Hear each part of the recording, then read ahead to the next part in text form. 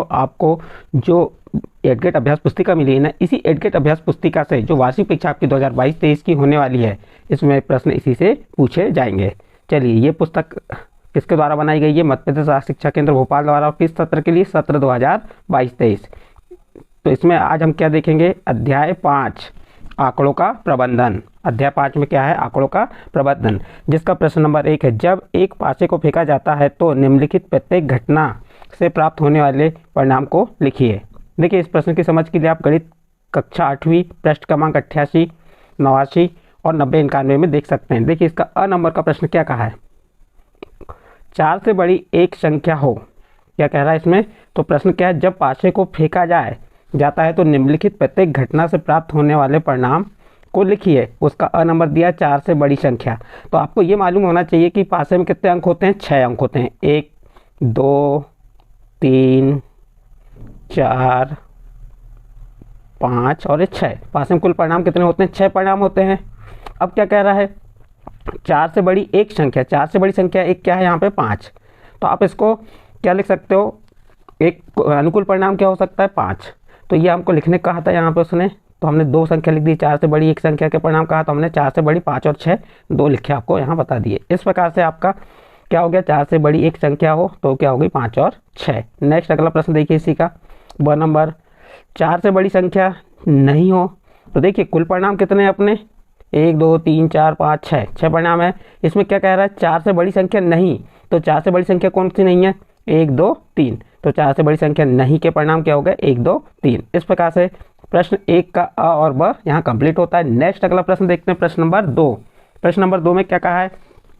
एक थैले में 10 कंचे हैं, जिनमें 4 सफ़ेद, 3 लाल, 2 नीले और 1 हरा है। थैले में से बिना देखे कंचे निकाले जाते हैं तो निम्नलिखित की प्रायिकता क्या होगी? देखिए, यहाँ पे थैले में कुल कितने कंचे हैं? 10 कंचे हैं, यानी कि कुल परिणाम कितने हो गए? 10। अब क्या कह रहा है प्रश्न में? लाल कंचे प्राप्त करना। अब लाल कंचे प्राप्त करेंगे तो लाल कंचे कितने हैं? 3। तो लाल कंचे प्राप्त करने की प्रायिकता क्या हो जाएगी? तो अनुकूल परिणाम भागित कुल परिणाम है, 3 भागित 10। इसी प्रकार सफ़ेद कंचा ना प्राप्त करना, तो सफ़ेद कंचे ना प्राप्त नहीं। टोटल कंचे कितने हैं? हमारे पास 10 कंचे हैं, जिसमें 4 कंचे क्या है? सफ़ेद हैं। ये 4 कंचे सफ़ेद हैं, तो हमने 10 में से 4 को घटा दिए, कितना बचा? 6। जो सफ़ेद कंचे ना प्राप्त करने वाले कंचे हैं, 6 कंचे कौन कौन से बच गए? जो शेष बच गए। तो प्रायिकता क्या हो जाएगी? अनुकूल परिणाम भागित कुल परिणाम। तो अनुकूल परिणाम कितना हो गया? 6 और कुल परिणाम कितना हो गया? 10। इस प्रकार से इसकी प्रायिकता क्या हो जाएगी? 6/10। नेक्स्ट अगला प्रश्न देखते हैं। प्रश्न नंबर 3 का है, निम्न दंड आलेख में अलग अलग शैक्षिक वर्षों में कक्षा 8वीं के विद्यार्थियों की संख्या दर्शाई गई है। दंड आलेख को देखकर निम्नांकित प्रश्नों के उत्तर दीजिए। इस दंड आलेख को देखना है, इसके आधार पर जो नीचे प्रश्न दिए हैं इन प्रश्नों के हमको उत्तर देना है। जैसे ये दंड आलेख में देख सकते हैं, यहाँ शैक्षिक वर्ष है 2003, 2004, 2004, 2005, 2005, 2006, 2006, 7 और 7, 8। और इधर क्या दिया है? कक्षा 8वीं के विद्यार्थियों की संख्या 50, 100, 150, 200, 250, 300, 350। इस प्रकार से आपके पास दंड आलेख बना हुआ है। अब इसका पहला प्रश्न है, इस दंड आलेख द्वारा क्या सूचना दी गई है? तो इस दंड आलेख द्वारा हमें क्या सूचना दी गई है? तो आपको इसका उत्तर बताना पड़ेगा कि इस दंड आलेख द्वारा हमें क्या सूचना दी गई। तो देखिए, इस दंड आलेख द्वारा हमें क्या सूचना दी गई है? शैक्षिक वर्षों में कक्षा 8वीं के विद्यार्थियों की संख्या दर्शाई गई है। क्या करता है? शैक्षिक वर्ष में कक्षा 8वीं के विद्यार्थियों की संख्या को दर्शाता है। फिर दूसरा प्रश्न, किस वर्ष में विद्यार्थी की संख्या में अधिकतम वृद्धि हुई है? देखिए, किस वर्ष? तो ये 2004 और 5 में क्या हुआ है? जो विद्यार्थियों की संख्या में अधिकतम वृद्धि हुई है। फिर इसका नेक्स्ट प्रश्न क्या आ रहा है आपका? स नंबर, किस वर्ष में विद्यार्थी की संख्या अधिकतम है? तो वर्ष 2007 और 8 में विद्यार्थियों की संख्या अधिकतम है। फिर द नंबर क्या कह रहा है इसमें? बताइए कि सत्य है या असत्य। 2005-6 में विद्यार्थी की संख्या 2003 और 4 की संख्या से दुगनी है। अब यहाँ पे आपको ये बताना है कि ये 2005 और 6 में विद्यार्थी की संख्या 2003 और 4 की संख्या से दुगनी है। तो क्या है? यह असत्य है। क्यों असत्य है? क्योंकि 2005-6 देखिए कहाँ पे, ये 5-6 और 3-4। 2005-6 में कितनी विद्यार्थियों की संख्या? यहाँ पे आप देख सकते हैं 250, और ये कितनी है? 200 है। तो दुगनी है क्या? नहीं है, तो इसलिए क्या हो जाएगा? असत्य। इस प्रकार से हमने इसके उत्तर नीचे लिखे बता दिए। देखिए अ का उत्तर क्या हो गया? यह दंडालेख विभिन्न शैक्षिक वर्षों में कक्षा 8वीं के विद्यार्थियों की संख्या दर्शाता है। ब नंबर में 2004 और 5 में क्या हुआ है? 2004 और 5 में विद्यार्थियों की संख्या में अधिकतम वृद्धि हुई, और वर्ष 2007 और 8 में क्या हुआ? विद्यार्थियों की संख्या अधिकतम है। और फिर द नंबर का प्रश्न जो था उसका उत्तर हो जाएगा यह असत्य है। फिर नेक्स्ट प्रश्न नंबर 4 देखिए, निम्न द्विदंड आलेख में 2 शैक्षिक वर्षों में एक विद्यार्थी द्वारा अलग अलग विषयों में प्राप्त किए गए अंक दिए गए। द्विदंड आलेख को देखकर निम्नांकित प्रश्नों के उत्तर दीजिए। ये क्या दिया आपको? द्विदंड आलेख दिया है, 2 दंड है इसमें, और इसको देख के आपको जो नीचे प्रश्न दिए हैं उन प्रश्नों के उत्तर देना है। देखिए इसका प्रश्न, अब ये आपका द्विदंड आलेख समझ लीजिए। इस साइड विषय दिए हैं और इस साइड क्या दिया? एक विद्यार्थी द्वारा प्राप्त किए गए अंक, और यहाँ पे जो क्या दिया? 2005 और 6 का है, और ये 6 और 7 का। तो जो खाली है वो 2005 और 6 का दंड है, आलेख है, और जिसमें कलर है, जिसे डार्क किया गया है, वो 2006 और 7 का क्या है? द्विदंड आलेख है, दंड आलेख है। चलिए देखते हैं प्रश्न नंबर 1 क्या कह रहा है। इस द्विदंड आलेख द्वारा क्या सूचना दी गई है? अब देखिए ये जो द्विदंड आलेख था आपका ऊपर, इसमें क्या सूचना दी गई है ये बताना हमें। तो इसमें सूचना दी गई है, उत्तर में लिख देंगे 2005 और 6-7 में विभिन्न विषयों में प्राप्त अंकों की तुलना दर्शाता है। कौन? ये दंड आलेख आपका, यानी कि 2005-6 और 2006-7 के जो विषयों के अंकों की तुलना को क्या करता है? दर्शाता है। फिर क्या कह रहा है? किस विषय में विद्यार्थी के प्रदर्शन में सबसे अधिक सुधार हुआ है? तो उत्तर में आ जाएगा गणित विषय में। देखते हैं यहाँ पे, देखिए ये दिया है आपका। देखिए गणित में 30 अंक थे, उसके बाद कितने हुए? 60 अंक। 2005-6 में कितने थे? 30 अंक थे, और 2006-7 में कितने हो गए? 60, यानी कि यहाँ पे दुगना हुआ कि नहीं? तो सबसे अधिक सुधार किस में हुआ? आपके गणित विषय में। फिर अगला प्रश्न क्या कह रहा है? स नंबर किस विषय में प्रदर्शन में गिरावट आई? तो इसका उत्तर हो जाएगा अंग्रेजी विषय में। अब अंग्रेजी विषय में कैसे? देखिए यहाँ पे, देखिए अंग्रेजी विषय में कितने थे यहाँ पे? 50, और उसमें नीचे गिरावट आया, ये दंड आलेख नीचे आया कि नहीं? तो अंग्रेजी विषय में क्या हुई? गिरावट हुई। इसके बाद किस विषय में प्रदर्शन समान रहा, यानी किस विषय में प्रदर्शन दोनों वर्ष का समान रहा? तो यहाँ पे आपका देखिए समान किस में है? ये वाला, हिंदी में। तो हिंदी में देखिए यहाँ पे 60 है, दोनों यानी कि 2005 और 6 और 2006 और 7 में दोनों के अंकों का क्या है? समान है। तो किस विषय में आ जाएगा? हिंदी में। तो इस प्रकार से आपके जो प्रश्न अवश्य और द दिए थे उनके उत्तर हमने आपके नीचे लिख के बता दिए। नेक्स्ट अगला प्रश्न, प्रश्न नंबर 5 देखिए। 10 पृथक पर्चियों पर 1 से 10 तक संख्या लिखी हुई है, उन्हें एक बॉक्स में रखकर अच्छी प्रकार से मिला दिया गया। बॉक्स के अंदर से बिना देखे एक पर्ची निकाली जाती है। निम्नलिखित की प्रायिकता क्या है? प्रायिकता का सूत्र क्या होता है? अनुकूल परिणाम भागित कुल परिणाम। तो हमारे यहाँ पे कुल परिणाम कितने हैं? 10। कितने परिणाम है कुल? 10। अब संख्या 6 प्राप्त करना है, तो संख्या 6 यानी 1 अंक प्राप्त होगा, तो उसकी प्रायिकता क्या हो जाएगी? अ नंबर संख्या 6 प्राप्त करने के लिए संख्या 6 प्राप्त करने की प्रायिकता हो जाएगी 1/10। उसी प्रकार 6 से छोटी एक संख्या प्राप्त करने की प्रायिकता। अब 6 से छोटी संख्या क्या होंगी? 5, 4, 3, 2, 1, ऐसी कितनी संख्या होंगी? 5। 5/10 हो जाएगी, यानी कि अनुकूल परिणाम 5 हो गया, कुल परिणाम कितने हो गए? 10। तो इस प्रकार से इसका क्या आ जाएगा? 1/2। 6 से बड़ी एक संख्या प्राप्त करने की प्रायिकता। 6 से बड़ी संख्या कौन सी हो गई? 7, 8, 9, 10। कहाँ तक देखेंगे? 10 तक। तो 6 से बड़ी संख्या क्या हो गई? 10। तो कितने अंक हो गए? 4 अंक होंगे, जैसे 6 1 हो, 7 1, 8 2, 9 3 और 10 4 अंक। तो अनुकूल परिणाम कितने हो गए? 4, और कुल परिणाम कितने हो गए? 10। तो ये क्या हो जाएगा? 2/5। एक अंक की संख्या प्राप्त करने की प्रायिकता। अब 1 से जो 10 तक की संख्या होती हैं, 1 2 3 4 5 6 7 8 9 तक 1 अंक की होती है, और जैसे ही 10 आता है तो 2 अंकों की संख्या बन जाती है। तो प्रश्न में कहा है 1 अंक की एक संख्या प्राप्त करने की प्रायिकता। कितने अंक हैं? 9, तो 9/10। इस प्रकार से प्रश्न नंबर 5 यहाँ पे आपका कंप्लीट होता है। नेक्स्ट अगला प्रश्न देखते हैं, प्रश्न नंबर 6। एक पासे को फेंका जाता है तो नीचे दी गई घटनाओं की प्रायिकता ज्ञात कीजिए। एक पासे को, तो आपको ये मालूम होना चाहिए कि पासे में कुल कितने अंक होते हैं? पासे में कुल 6 अंक होते हैं। पासे में कितने अंक होते हैं? 6 अंक होते हैं। कौन कौन से? 1 1 2 3 4 5 6। 1 2 3 4, ये 5 और ये 6। कुल अंक कितने होते हैं? 6 अंक होते हैं। अब देखिए एक पासे को फेंका जाता है तो नीचे दी गई घटना की प्रायिकता। पहला अ नंबर, एक अभाज्य संख्या। आभाज्य संख्या कौन सी है, आभाज्य संख्या की परिभाषा क्या होती है ये भी मालूम होनी चाहिए। आभाज्य संख्या वह होती है जिसमें स्वयं का भाग जाए और एक का भाग जाए, यानी कि जिसके दो गुणनखंड हो, वह आभाज्य संख्या है। अब देखिए यहाँ पे आभाज्य संख्या कौन कौन सी हैं, किससे, 2, 3 और 5। 2 और 3 5 क्या है, आभाज्य संख्या है, तो ये आभाज्य संख्या हो गई। अब इनकी प्रायिकता क्या हो जाएगी, 3/6। इनकी प्रायिकता क्या हो जाएगी, 3/6 यानी 1/2। इसकी प्रायिकता क्या आ जाएगी, 1/2।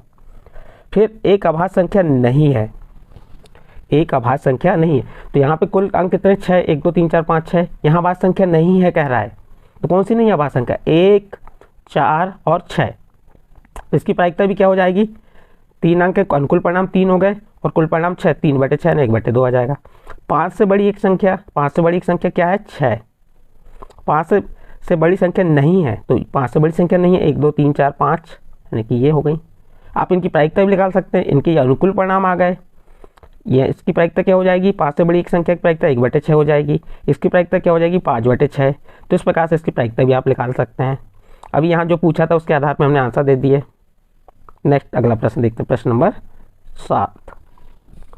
प्रश्न नंबर 7 में दिए गए पाई चार्ट में सिंचाई के विभिन्न तरीकों को दर्शाया गया है। पाई चार्ट पढ़े और निम्नलिखित प्रश्नों के उत्तर लिखिए। देखिए पाई चार्ट दिया हुआ है, ट्यूबवेल 25%, नहर 46% और टैंक 17%, अन्य तरीके 12%। अब इसके नीचे प्रश्न दिए, इन प्रश्नों के आधार पर हमको उत्तर देना है। कितने प्रतिशत भूमि नहरों द्वारा सींची जाती है, तो उत्तर हो जाएगा 46%। कितने प्रतिशत, 46%। दूसरा 17% भूमि किस माध्यम से सींची जाती है, तो ये देखो ये 17% भूमि किसके माध्यम से, टैंक के माध्यम से। तीसरा ट्यूबवेल से सींची जाने वाली भूमि का प्रतिशत कितना है, ट्यूबवेल से सींची जाने वाली भूमि का प्रतिशत कितना है, 25%। ये उत्तर बता दिया। अब लिखना कैसे है आपको, नीचे देखिए। देखिए पहला प्रश्न था कितने प्रतिशत भूमि नहरों द्वारा सींची जाती है, तो उत्तर हो जाएगा 46% भूमि नहरों द्वारा सींची जाती है। फिर दूसरा नंबर 17% भूमि किस माध्यम से सींची जाती है, तो उत्तर हो जाएगा 17% भूमि टैंक के माध्यम से सींची जाती हैं। तीसरा ट्यूबवेल से सींची जाने वाली भूमि का प्रतिशत कितना है, तो उत्तर हो जाएगा ट्यूबवेल से सींची जाने वाली भूमि का प्रतिशत 25% है। इस प्रकार से आपका प्रश्न नंबर 7 कंप्लीट। अगला प्रश्न देखते हैं, प्रश्न नंबर 8। देखिए प्रश्न नंबर 8 में क्या दिया है, दिए गए आंकड़े किसी राज्य के वार्षिक उत्पादन को दर्शाते हैं। इन आंकड़ों को पाई चार्ट पर प्रदर्शित कीजिए। अब देखिए जो आंकड़े दिए, जैसे उत्पादन किसका, गेहूं, शक्कर और चावल का। वार्षिक उत्पादन टन में है, 2750 टन, 2500 टन और 1500 टन, ये दिया हुआ है। अब इसका हमको क्या बनाना है, पाई चार्ट। पाई चार्ट बनाने के लिए हमको क्या निकालना पड़ेगा, कोड निकालने के लिए सबसे पहले इसको हमको हल करना पड़ेगा। देखिए सब कैसे हल करते हैं हम।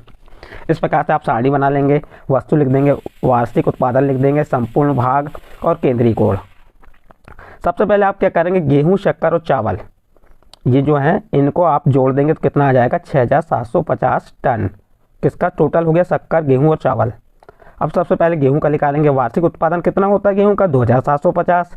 अब संपूर्ण भाग निकालना तो क्या करेंगे, 2750 में 6750 का भाग देंगे। जब इसको हम काट पीट करेंगे तो कितना आ जाएगा, 11/27।